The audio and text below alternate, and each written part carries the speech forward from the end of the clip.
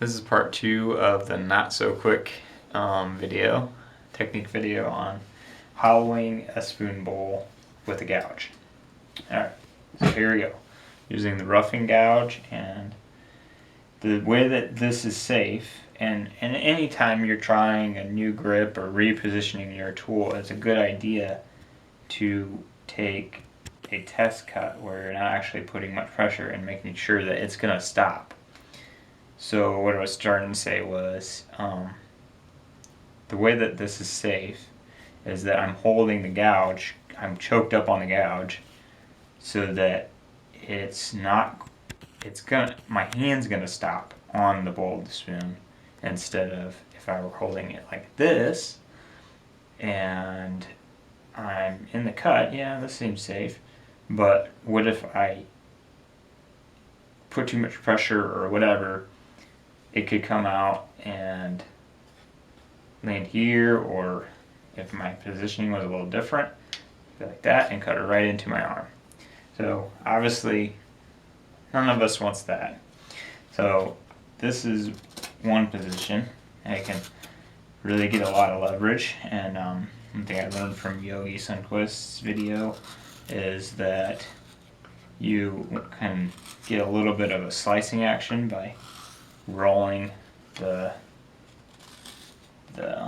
gouge as you cut and kind of coming around.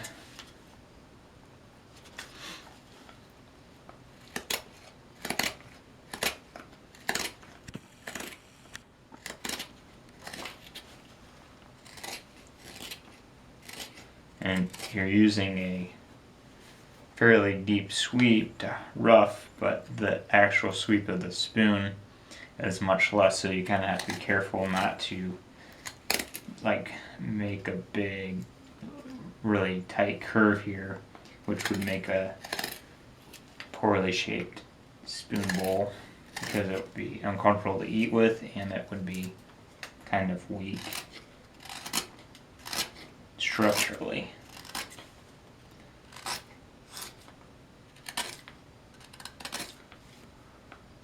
So you're just kind of working your way around.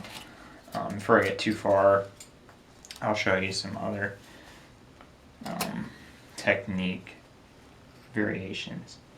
So you can also get a little extra control by putting your thumb on top, and this actually probably is a better or a more necessary technique when you're smoothing, because one of the things that I've realized recently is that when you're making a smoothing cut, pushing down the downward pressure can actually help you get a smoother cut.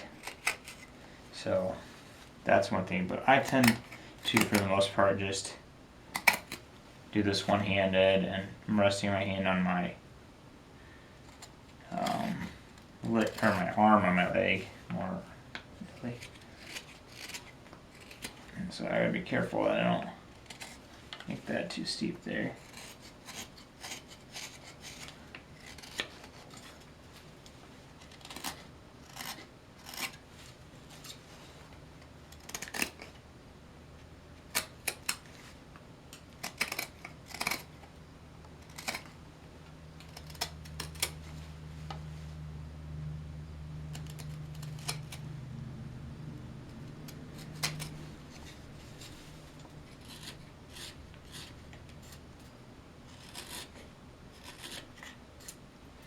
I like the back of my bowls to have a steeper angle back here. So I think, at least in the past, I used to, when I did use gouges on a regular basis, I think I used to actually smooth this part with this deeper sweeped gouge. So that's pretty good right there. And now I'm gonna get my other gouge. This is a nice tool. So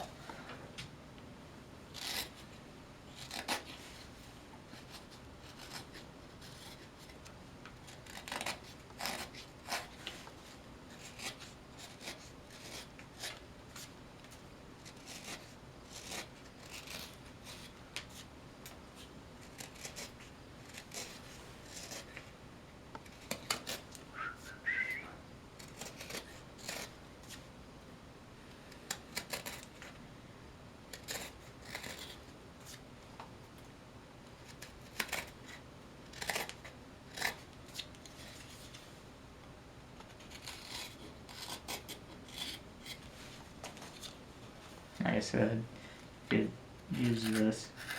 I'm thinking smoothing when you're actually cutting in dry wood, it takes a lot more pressure to keep the cutting tool, gouge, whatever you're doing in the cut when it's dry and you're trying to take a really fine shaving.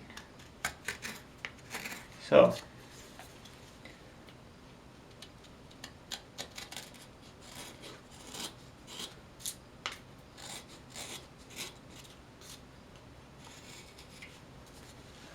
that's how it's done. You can see that a gouge can be a safe and effective way of getting a really nice smooth bowl and not really a whole lot of time, you know. So and this is rough, so I probably would kind of carve this around with the knife closer to here and then retouch this edge here and then redraw the outline and re-smooth the bowl. But anyways, so that's how I carve the bowl, and hope to see you guys soon. I'll be making another video on technique on engraving with a knife. So, all right.